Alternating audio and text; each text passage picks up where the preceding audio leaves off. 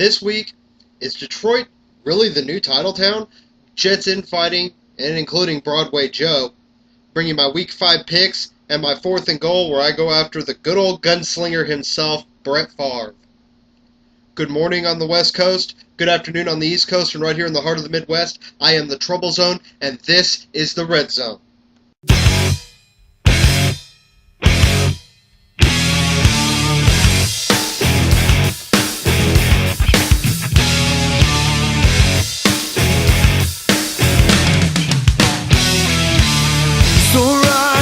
At night, your man is high on life. I arrive the same way. Now I'll decide. Seen said to get back all the things we left behind. Step back, I'm coming inside. Alright, not here to start a fight. Are you receiving me? This week, I'd like to start it off with a little mental thing I've been working on here today, and it just really came upon me today. Right now, the Green Bay Packers and the city of Green Bay is title town. They are the Super Bowl champions. But what would happen if a town that's been hit really hard economically became the new major title town? It's definitely a possibility. I mean, the Lions are currently undefeated. The Detroit Tigers are in the playoffs and just knocked off the New York Yankees last night with a swinging final out of Aroyd of the Yankees. They're now headed down to Texas to play the Rangers. And we're also talking about one of the most consistent teams in the National Hockey League in the Detroit Red Wings, who, as normal, finished first in the Central Division of the NHL West last year. Now, I'm not counting the Pistons. I mean, whatever. NBA's already canceled their preseason. I hate the NBA. I don't even consider it a sport. And they probably won't even have a season this year. But you look at those three teams stand chances to win major gold. So I think, it's not an impossibility that Detroit could bring home 3 titles this year. It's very possible. If the Detroit Tigers can get past the Texas Rangers, then they've either got to take on, let's see, who's left? The Milwaukee Brewers, the Arizona Diamondbacks, or the St. Louis Cardinals. Another subject I want to hit is there's a lot of infighting going on in New York, and it's not with the Giants, which astounds me, but it's with the Jets. The mouthiest team in the NFL has turned their mouths on each other. I'm going to bring up some quotations here. Let's start out with Santonio Holmes and his lashing out last time when he earlier this week, based on last week's games, as he lashes out on the offensive line and Mark Sanchez. It starts up front with our big guys. They need to do a better job protecting Mark. And Mark has to do a better job making his reads and getting the ball to playmakers. If Coach put a C on my chest, everybody should listen to what I have to say, whether it's good or bad, and let's build from it. End quote. Mark Sanchez apparently went to one of the team meetings this week, came out and said, essentially, I'm paraphrasing, I wasn't there, I haven't read the exact quote, but to paraphrase, he pretty much said, we don't air our dirty laundry to the media. We don't air it in public. We air it right here in our locker room, which was awesome. I mean, that's the kind of leadership that the Jets need. But then you get the old man, Broadway Joe. He's a very outspoken man. He wants to kiss women on Monday Night Football, whatever. His comments were just as inflammatory about the Jets. Quote, right now it's scary. There's no depth, no quality depth.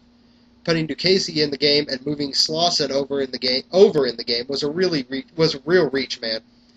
You get to look at these players every day in practice. I know Coach Bill Callahan is a heck of a coach, but come on. Who are we trying to convince that these players are quality? Namath would continue on saying, I'm not sure what's going on there. We picked some poor players and we're not owning up to it.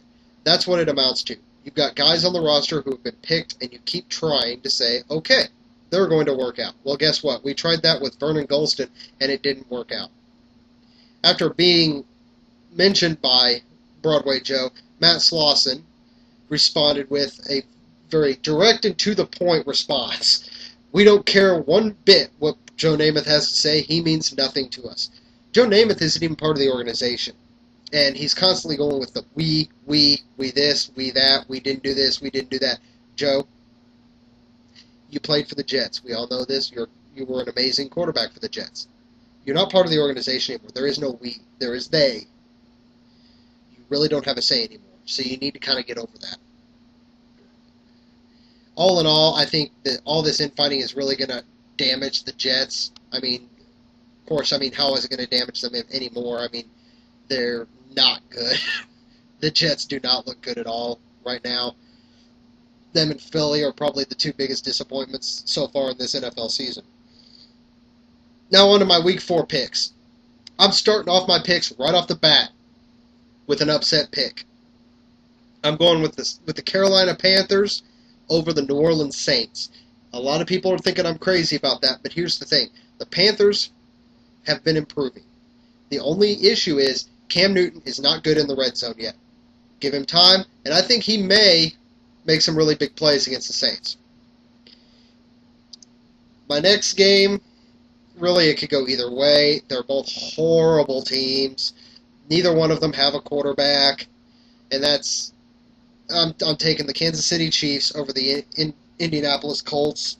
I mean, Matt Castle's a horrible quarterback. Indy is still without Peyton Manning.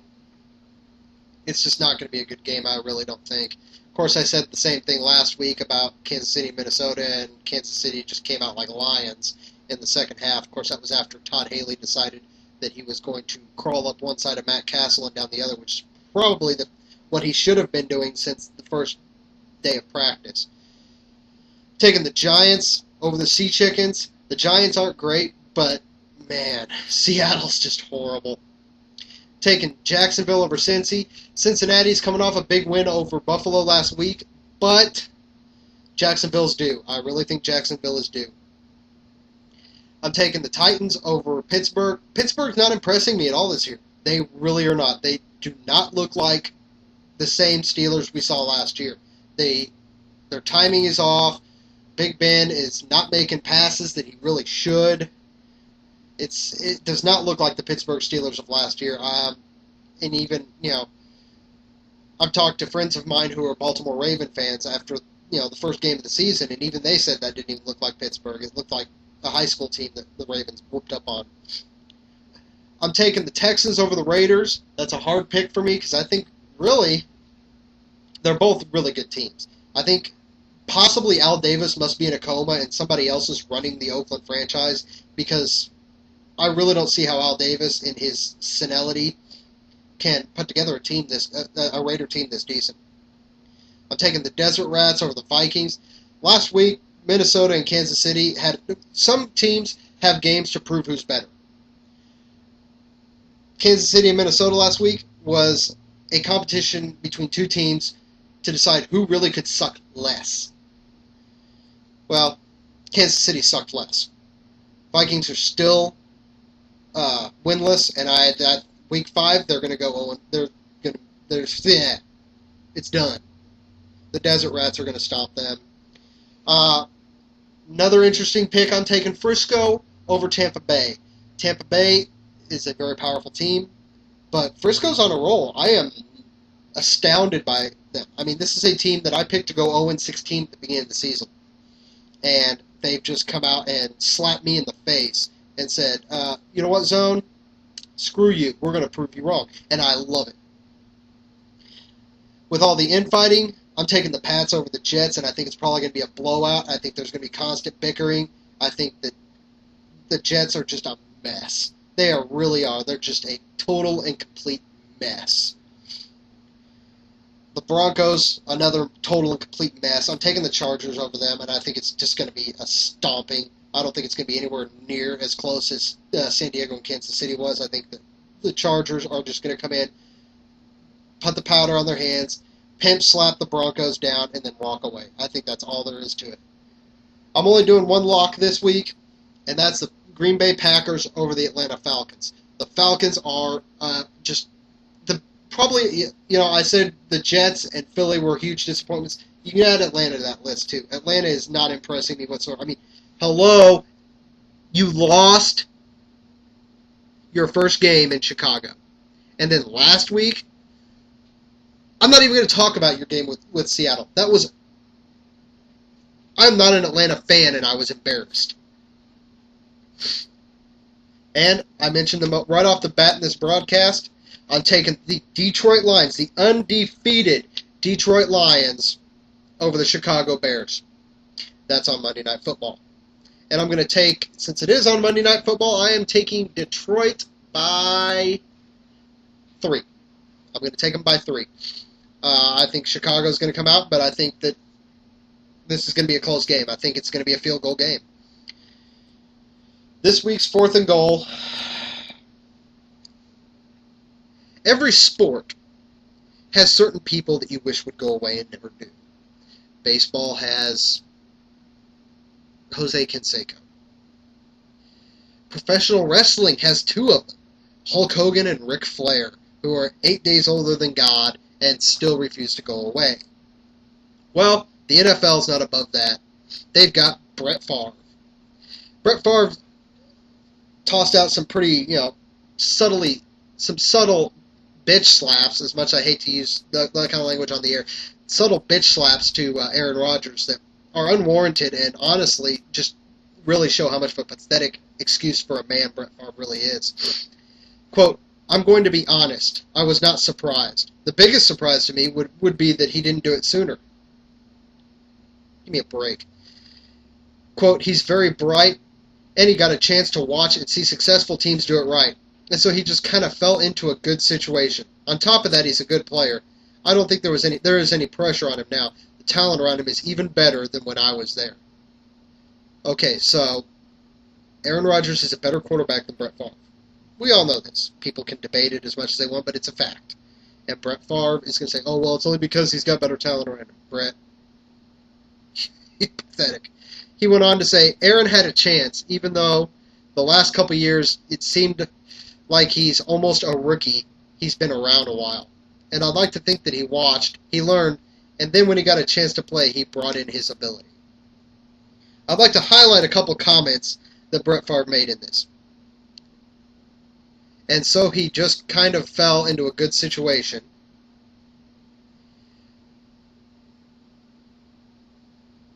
Brett,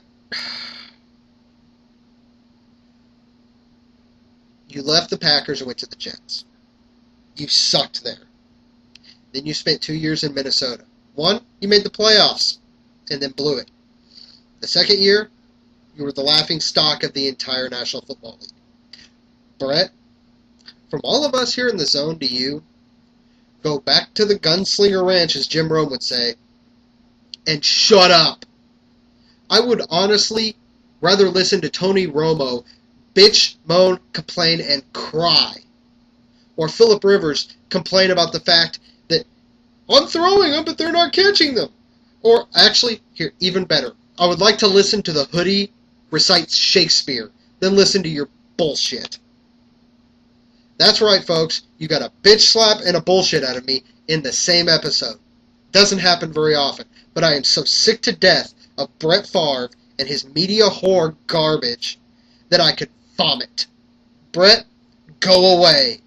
For the good of the game and for the good of the sanity of everybody who loves this game, go away, retire peacefully, and shut the hell up. That's it for me this week. Remember, the Zone-tacular came out last week. You can catch it on my blip.tv page if you've missed it on the Pigeon Toe.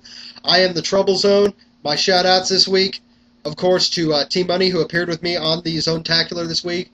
The Trubl Zone's new fantasy guru, who is getting ready. Next week, I will most likely have his sit-em or play-em picks. And for myself, all my crew, all the crew at the toe, I'm the Trubl Zone. This has been the Red Zone. Zone out.